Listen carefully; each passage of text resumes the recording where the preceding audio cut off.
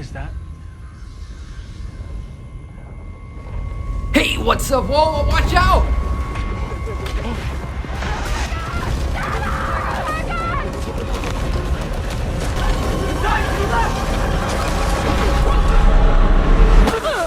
Hello? Hello? Guys?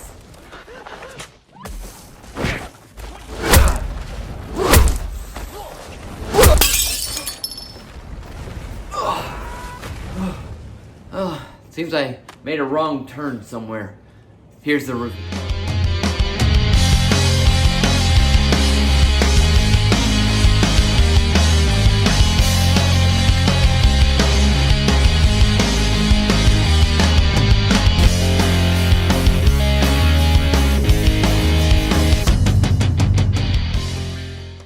What's up and welcome back to Interpreting the Stars, where today I'm going to be reviewing the reboot slash remake slash reimagining of a somewhat famous horror franchise called Wrong Turn. Wrong Turn follows a group of young men and women as they travel through the Appalachian Trail, but as soon as they ignore the warnings of a nearby town and venture off the approved trail, members of a century-old cult that live in the woods begin to pick them off one by one as they've just invaded their territory, and the only way to survive is to possibly join this murderous cult. Meanwhile, on the outside, a father is getting closer to finding his daughter, who's a part of the group that has just gone missing. So, this is my first 2021 watch.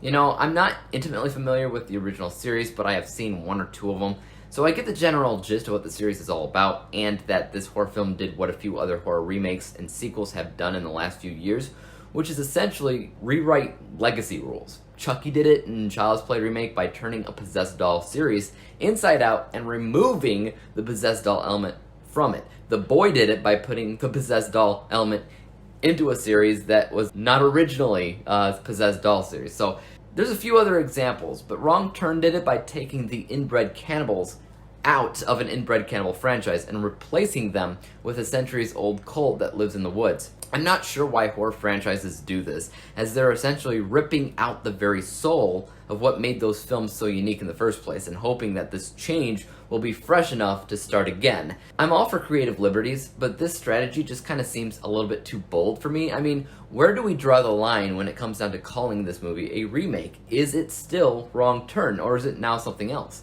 It's hard for me to tell, especially since I've never fully loved this series as it was, but I could at least appreciate the one thing that diversified it against all the rest, which was the inbred cannibals. But I get it, you know, inbred cannibals made West Virginia look kind of bad in the original series, and they probably wanted to change that. But I'm not sure if a bunch of crazy cult members in the woods helps matters or not. But let's pause for a second, ask ourselves, if the original Wrong Turn series never existed in the first place, and all we had to go off of was this movie, would it work? Would it spark as much interest and create a long-lasting horror franchise the way the original did? I don't know. I'm not sure. I mean, there's bits and pieces about this cult that I do find fascinating, especially on how they came to be, how they view the world, how they punish outsiders. But the one thing that the original series did versus this one is it had visually compelling villains, right? Those inbred cannibals looked like downright monsters. They were unmistakable. They had to be in the woods. They had to live out there. They had no other choice. The people in this film are more like masters of disguise, and they can blend in with their surroundings, whether that means wearing animal skin, mud, tree bark, something like that, or if it means just coming into our world wearing normal clothing. Where they live is completely and utterly by their design and choice. They blend in, and they're nearly invisible because of that. In a way, that's kind of cool, but again, it doesn't make them as special as One Eye, Three Finger, or Sawtooth. And again, makes me question if you can even call this Wrong Turn or not. As a movie on its own, I'm inclined to think that it's fine. It has a good amount of practical effects for its gore, and I've always much preferred practical effects over CGI for that kind of thing. The traps that this cult sets up are fun sometimes, but for the most part, everything's pretty typical. Nothing really shocks me as far as the setup of the film or what ultimately happens. It follows a roughly standard structure. I feel like the filmmakers were primarily holding out on the hope that changing the villains would be enough of a change for the film to work, and didn't really bother coming up with an actual story that'll stick with you for very long, because as a whole, we were given a lot of random useless characters that I can't help but call disposable. They blend in together because they're all trying to do the same thing, survive. And I don't know anything about these characters except for maybe one of them, which tells me that the writers of the film didn't care that much about developing the things that needed to be developed, like characters or story. In fact, I think the only thing the filmmakers cared about here was making a random horror film, slap the Wrong Turn title on it, and call it a day, hoping it gathers a crowd for being another film in a long-standing horror franchise, when in all actuality, it's just another random film mooching off of a crowd, expecting something entirely different, which for me means at least some of the marketing for this movie was false advertising. Let's go ahead and break down my final score for a second from an unbiased, technical perspective.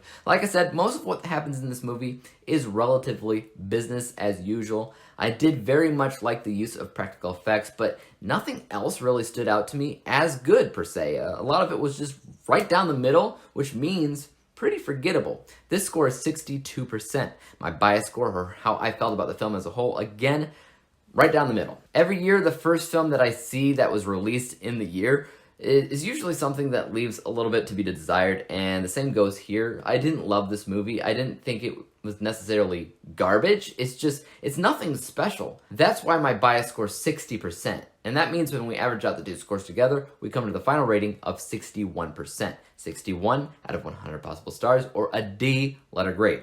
It passes. It basically succeeded in making the movie that they wanted to make, which is fine, but they didn't make the movie that anybody else wanted to see, which seems like that would just cancel each other out, right? What about you guys, though? Have you seen Wrong Turn? What are your thoughts on it, especially if you're a fan of the original series? Let me know, and as for YouTube, you guys know what to do. Hit that like, subscribe button, and bell to be notified when I come out with my next review, and until then, peace out. Dave examines movies we just watch for fun. Davey is the expert.